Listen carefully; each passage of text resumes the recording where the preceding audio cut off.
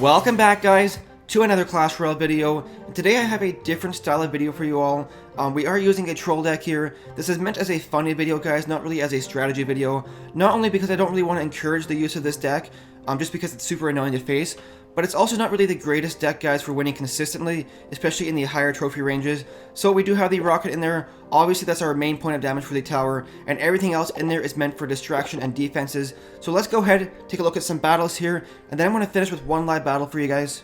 So here we are, guys, with the first replay. We're facing a level 8 here inside the Royal Arena. Now, I do want to point out that my rocket is only level 4. It only does like 370 damage or something like that to a tower, which is fairly low considering my opponent's towers have like 24 or 2500 health. I do have 2 upgrades available for the rocket, but I just don't want to do it because I don't plan on using the rocket after this video. But anyways, he's going to go in here with the Hog Rider as well as some goblins. I'm going to use the arrows to take care of those goblins as well as the minions. And then the Inferno Tower will obviously take out the Hog Rider. So right here, he drops the pump way in the back. I'm going to go ahead and use the rocket to damage that pump as well as the tower. And pretty much throughout the rest of this battle, I'm going to be focusing on taking out that right-hand tower. Now, one thing I noticed with this deck, guys, was there was actually a pretty decent counter to the Hog Rider Zap cycle decks that we were seeing a lot of recently. But it also struggles a lot with like golem decks and stuff like that, especially if they have certain support cards behind that golem that were just strong counters to my support cards. Because as you see, I have a bunch of weak kind of distraction units, so if they follow up their golem with a Valkyrie and some AoE damage units, I do really struggle with that. But right here, he's trying once again with the Hog Rider. I dropped the cannon to basically just to tank for the Inferno Tower, because I want to keep that Inferno Tower alive as long as possible, because that's my main source of defense in this deck here, guys.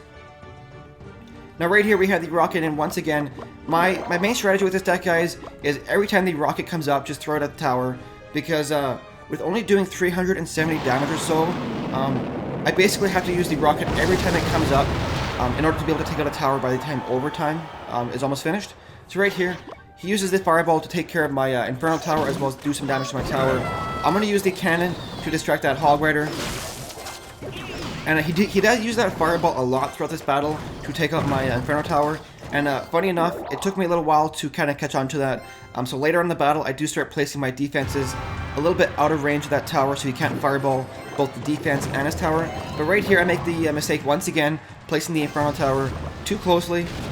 I just wasn't paying attention to what I was doing. It was kind of early in the morning when I was playing this deck here. So right here, we use the fireball to damage his tower as well as the rocket. He's going to try going with the minions. I'm going to use those skeletons just to distract those minions quickly. Now right here, the Inferno Tower does go down, so he tries to go in with the Hog Rider, but of course I do have the cannon available, and he won't get any damage onto my tower with that Hog Rider. He throws a fireball once again, and at this point in the battle, he's just trying to use his spell as well as his Hog Rider to do some damage to my tower. But unfortunately for him, he doesn't have the rocket in his deck. He has the fireball and the zap, which aren't the strongest damage-dealing spells to the tower. So there we go with another rocket, guys. His tower is all the way down to 650 health. He's trying desperately to use his spell, like I said, to take out that tower. We're going to use the fireball there. His tower is all the way down to 444 health. But unfortunately, our rocket is only level 4, so it won't actually kill that tower in one more hit. We have to use the rocket as well as the arrows. So as you can see here, the tower is all the way down to 71 health. We're going to use the arrows to finish it off and give us the 1 crown victory. Let's go ahead to the next replay. So here we are, guys, with the next replay. This time we're facing a level 9 who is actually using the P.E.K.K.A. strategy. And my deck here is actually a fairly decent counter towards the P.E.K.K.A. strategy, just because the Inferno Tower melts the P.E.K.K.A. pretty quickly, and the P.E.K.K.A. is also pretty easily distracted by cheap troops. So right here, he's going to try and go in with the Dark Prince. I'm going to go ahead and use that cannon to distract it, which is a 3-for-4 elixir trade. And then I'm going to use those goblins just to cycle through to get to my rocket here. He drops his Ice Wizard way in the back. I'm going to go ahead and use the rocket to damage that tower, take out the Ice Wizard, and unfortunately I just missed the Elixir Pump ever so slightly, so I won't get any damage done to that. Now right here, we're about even on Elixir, but he does have that pump down, obviously.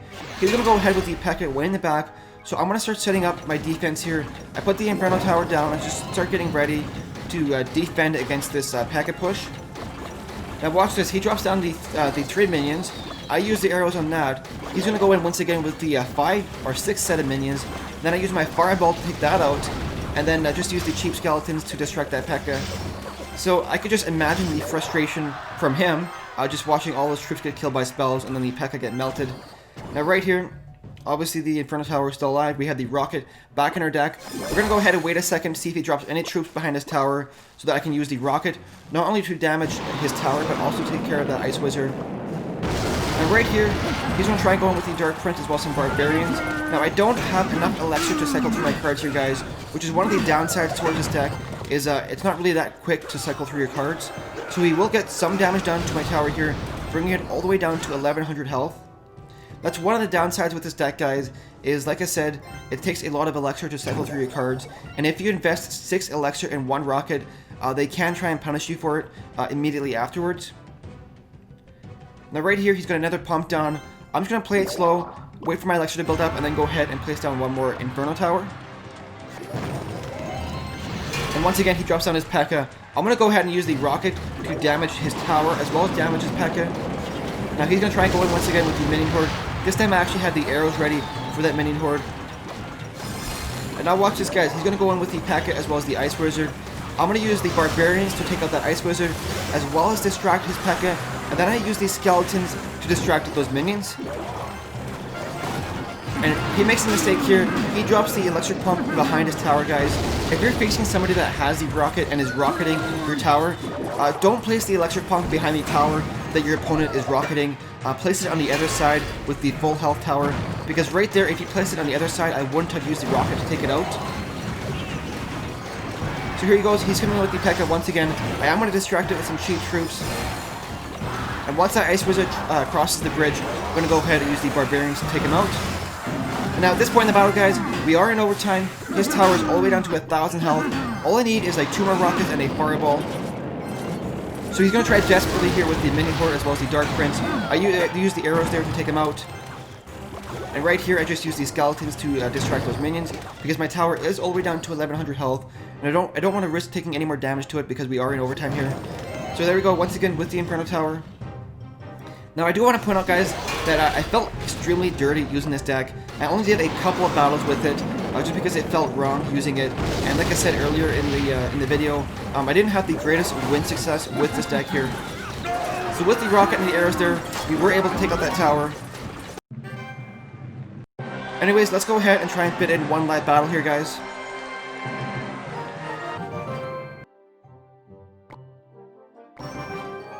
So here we go, guys. Now, I'm really hoping that we don't actually win this battle, just because I don't really deserve to win using this deck here. But let's see.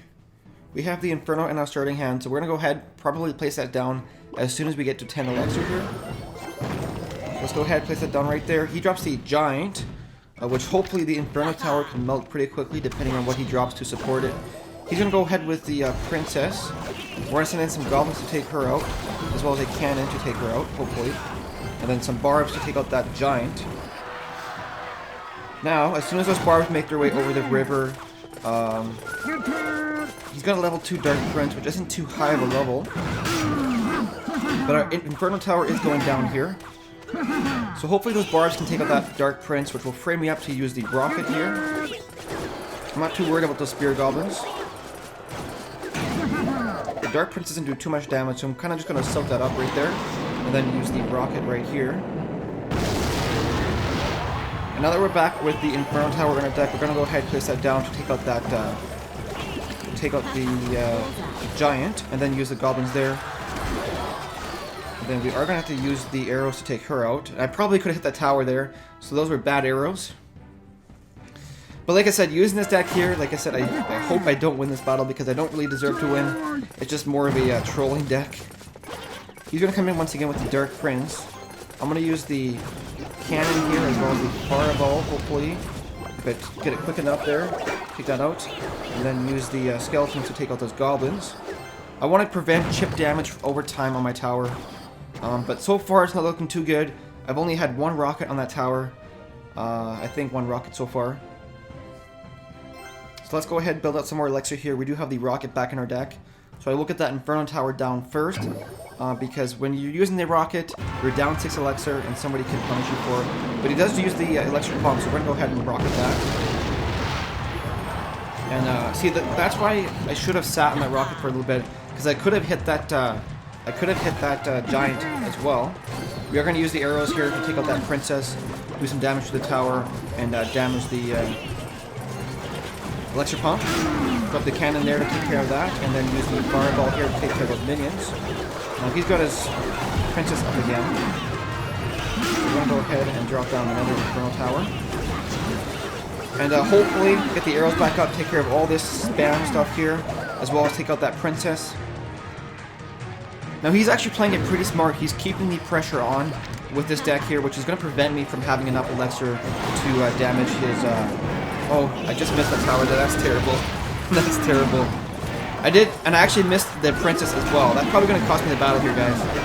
Let's see here. I'm going to use the fireball here, and then the infernal tower here, and then hopefully get enough elixir for arrows on the other side there. But it's not looking good, guys. It's really not looking good.